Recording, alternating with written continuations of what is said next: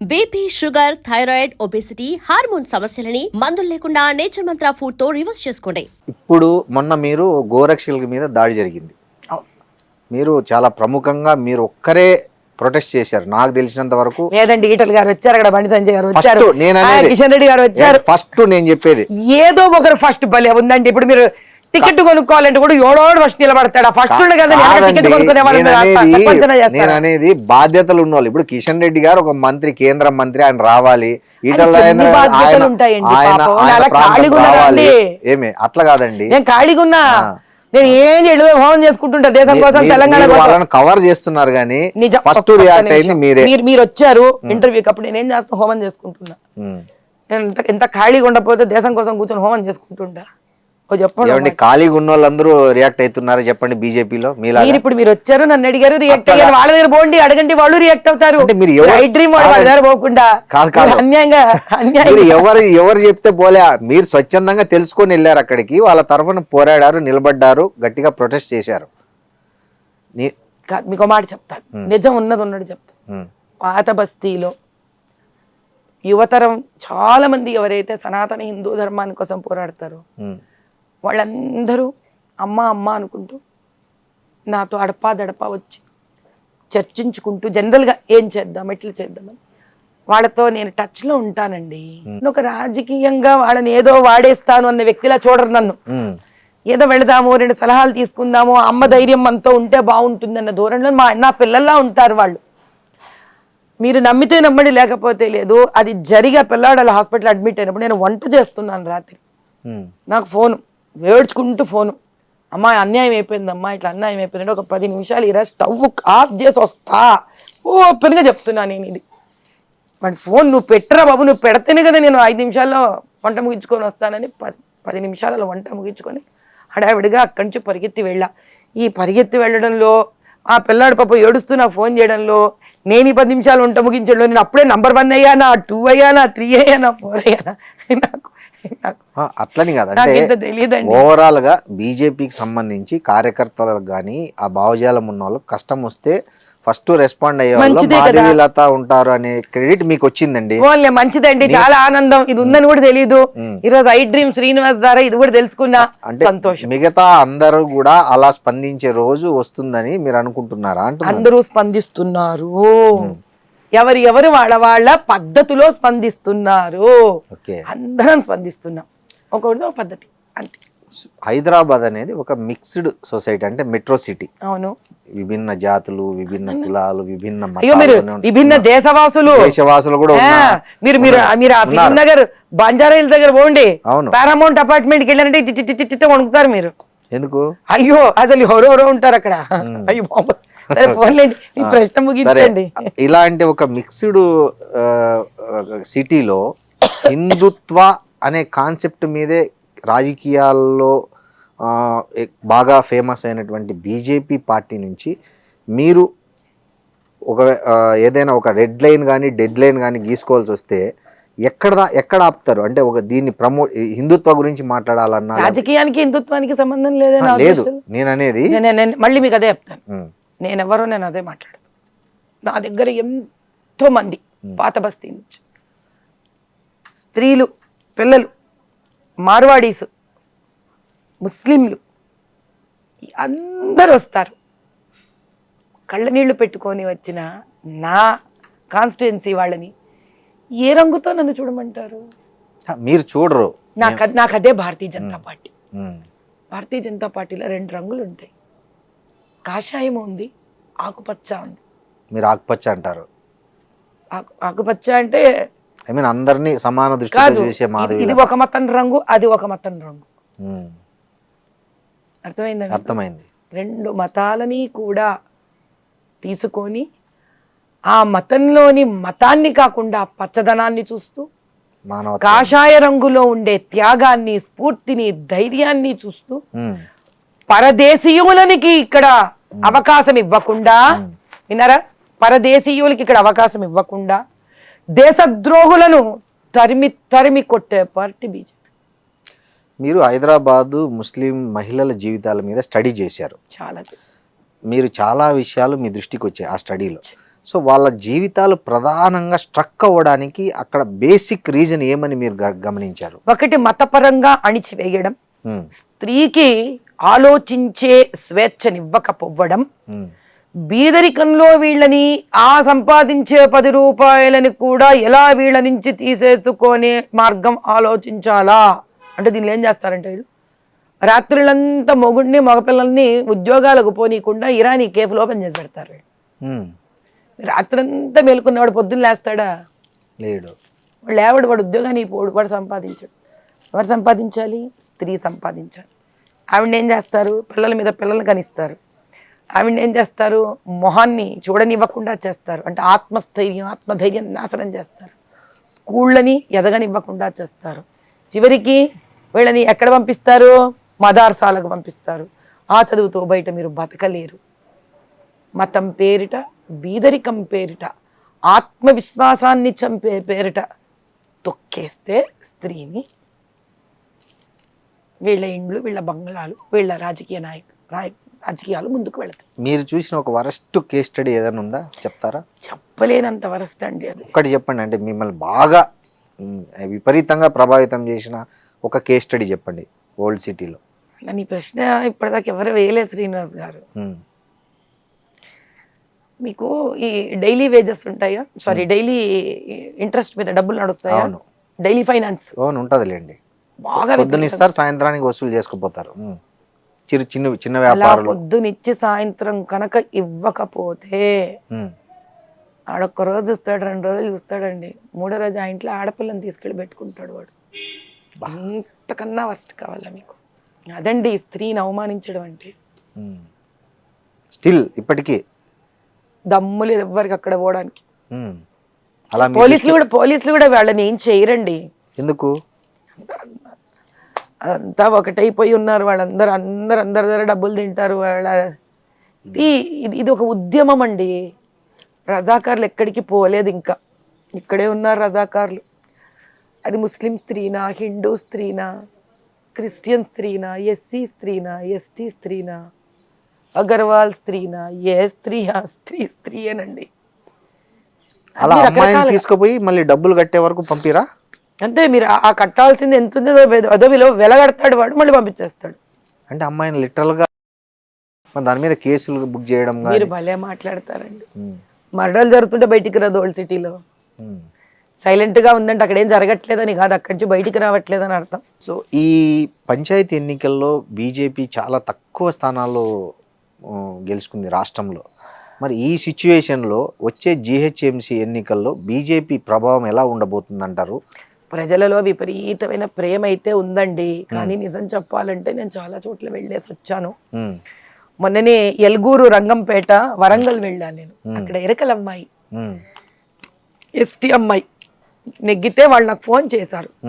అక్కడ ఆదివాసీ కళ్యాణ్ అసోసియేషన్ వాళ్ళు ఉంటారు, వాళ్ళని పిలిచారు. అమ్మా నువ్వు రా అమ్మా, నీ చేతులతో, అందులో పిల్ల 7వ నెల కడుపుతో ఉంది, నీ చేతులతో శ్రీమంతం చేసి వెళ్ళు అంటే ఇక్కడి నుంచి ఎలుగురు వెళ్ళా. వెళ్ళి అక్కడ అటు పక్కన ఎస్సీ రిజర్వేషన్ ఒక పిల్లవాడు వచ్చాడు, అమ్మాయి ఎస్టీ అమ్మాయి, ఇంకో రిజర్వేషన్, 3 పంచాయతీ ప్రెసిడెంట్లు బీజేపీ వాళ్ళు కూర్చొని ఉన్నారు. ఇంకో మిగతా 2 భద్రాచలం కూడా వెళ్ళొచ్చా నేను. అది కూడా మనకి ఎస్టీ నాయక్ ప్రాంతం. అడిగాను, ఏం రా నాన్న ఏమయ్యింది నీది అంటే, ఏం చెప్పాలమ్మా, ఇష్టం వచ్చినట్టు డబ్బులు వెదజల్లుతున్నారు, ఇష్టం వచ్చినట్టు భోజనాలు పెడుతున్నారు, డబ్బులు ఇస్తున్నారు, ఎక్కడి నుంచి తేనమ్మా డబ్బులు? ఈ ప్రశ్నకు ప్రజలే సమాధానం ఇవ్వాలి. అంత డబ్బు అయితే నేను కూడా నిలబడలేనండి ఎలక్షన్స్, నా చేత కాదు. ఎంతో మంది ఉన్నారు. 200 కోట్ల పైచీలకు ఆస్తులు చూపించిన మీరే డబ్బు ఇవ్వలేని అంటే మీరు మంచి ప్రశ్న వేశారండి. 200 పైచీలకు ఉన్నవి షేర్స్ ఉంటాయి, కంపెనీ ఉంటుంది, సెటప్ ఉంటుంది. అవన్నీ రాజకీయంలో ఓటుకి నోటుకి ఇచ్చుకోవడానికి కాదు ఆ డబ్బులు. నేను చేసే చారిటబుల్ ప్రోగ్రామ్స్ కి ఎప్పుడు అప్పలేదేమో వారు.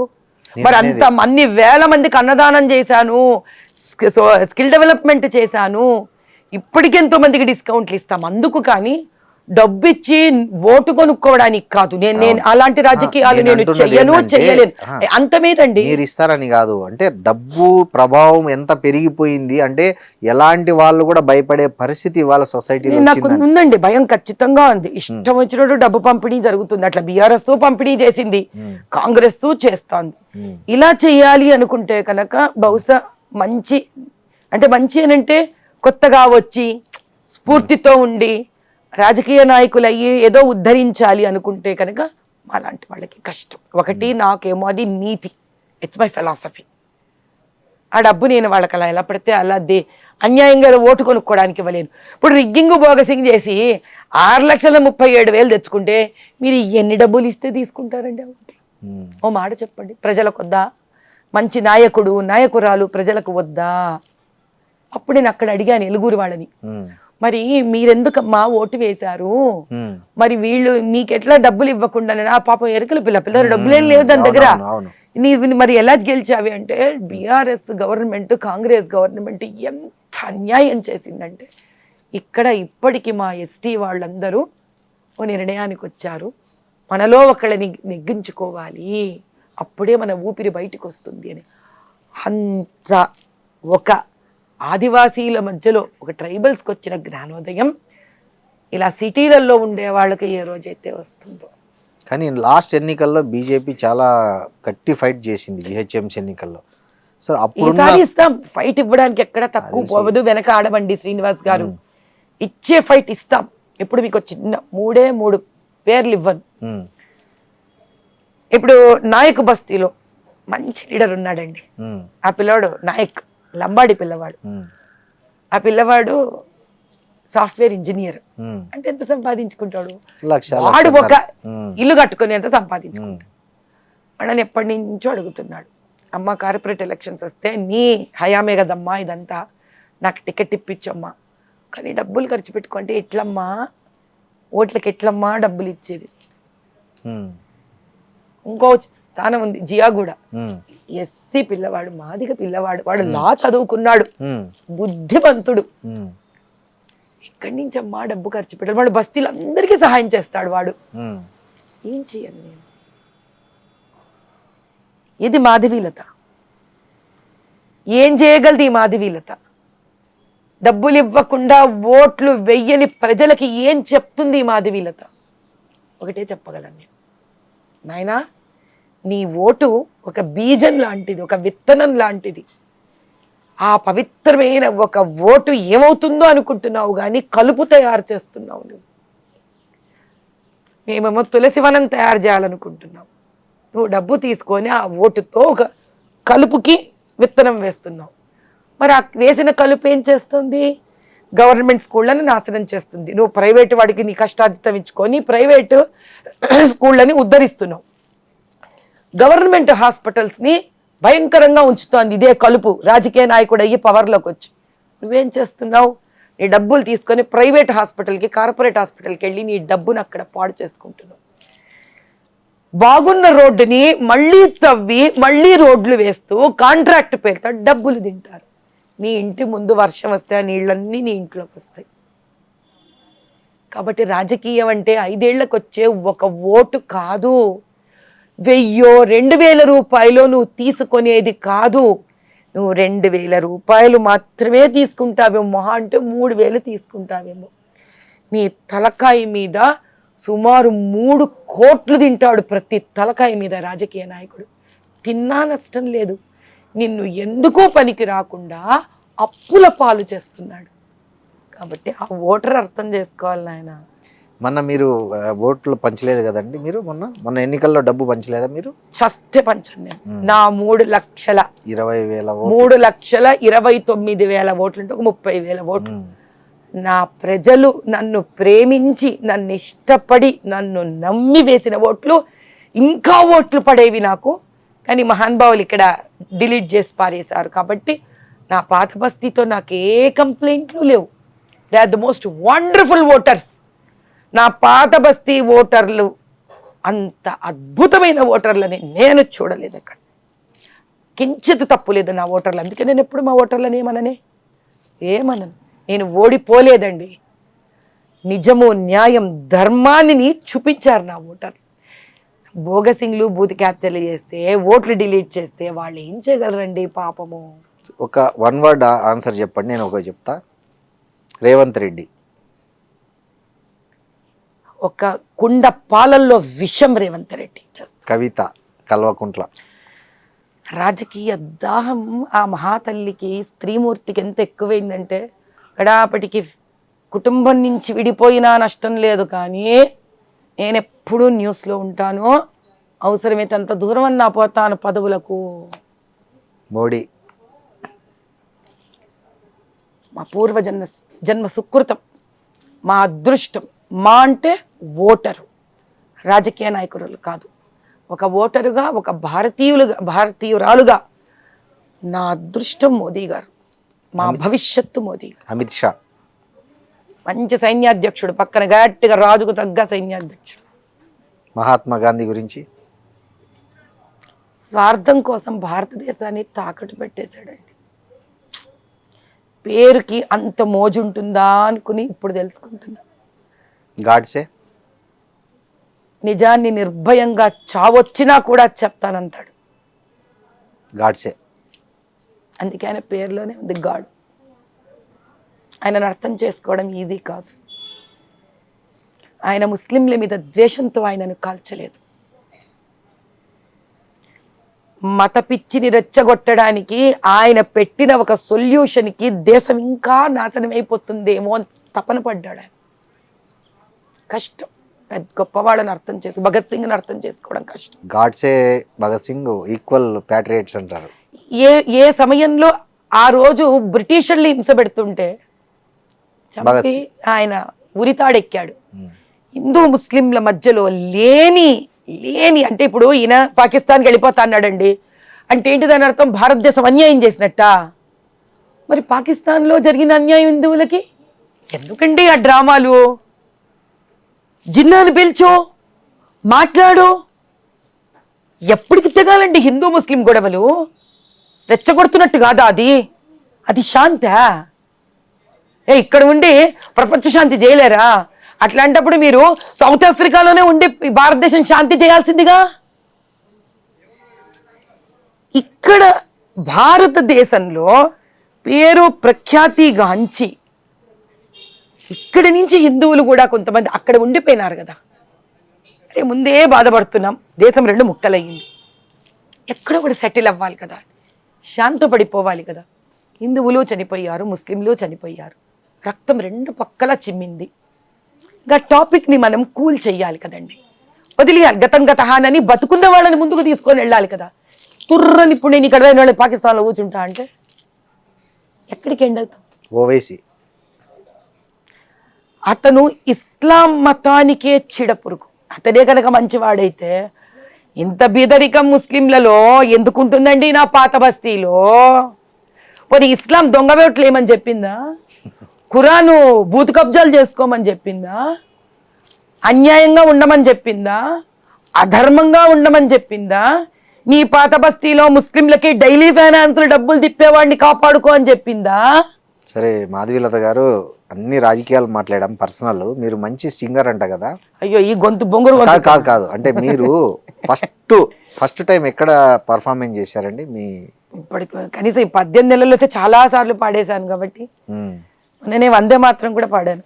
ఓకే, మీకు నచ్చిన మంచి సాంగ్ ఏమన్నా ఒకటి హమ్ చేస్తారా? అమ్మో ఈ గొంతుతోనా? నా పద్ధతిలో ఇంక ఈ పాడిన గొంతుతో ట్రై చేస్తాను. చేయండి. జయ జయ జయ ప్రియ భారత జనయిత్రీ దివ్యధాత్రి, జయ జయ జయ శత సహస్ర నరనారీ హృదయ నేత్రి, జయ జయ జయ ప్రియ భారత జనయిత్రీ దివ్యధాత్రి. చాలా అద్భుతంగా పాడారు మాధవీలత గారు, చాలా బాగా వచ్చింది. మా అమ్మ గురించి కదండి పాడడం, నా తల్లి భూమి భారతి గురించి కదండి పాడడం. యోగము అదృష్టం కూడా ఉండాలండి. ఆ అదృష్టం భగవంతుడు ఇచ్చాడు నాకు. థ్యాంక్ యూ అండి, చాలా విలువైన అభిప్రాయాలను నిజాలను నిక్కచ్చిగా మాతో పంచుకున్నారు. Thank you very me much. రూపంతో ఐ డ్రీమ్కే కాదు, యావత్తు జర్నలిస్ట్ ప్రపంచానికి కూడా నేను తల వంచి నమస్కారం చేస్తాను. ఎందుకంటే ఒక రకంగా మోదీ గారు, ఒక రకంగా జర్నలిస్టులు, మూడో రకంగా నా పాతబస్తీ ప్రజలు, వీళ్ళల్లో ఎవరు లేకపోయినా మాధవీలత లేదండి, లేదు. కాబట్టి మీరు జర్నలిస్ట్గా కూర్చున్నారు కాబట్టి వాళ్ళందరికీ చేసే నమస్కారం మీకు చేస్తాను. నమస్తే అండి. చాలా సంతోషం. And for more videos, Please subscribe to iDream. Please subscribe to iDream. Please subscribe iDream. And please subscribe to iDream. For more videos, subscribe to iDream. please like, share, and subscribe to the channel. Congratulations, iDream. Subscribe to iDream. Subscribe to iDream.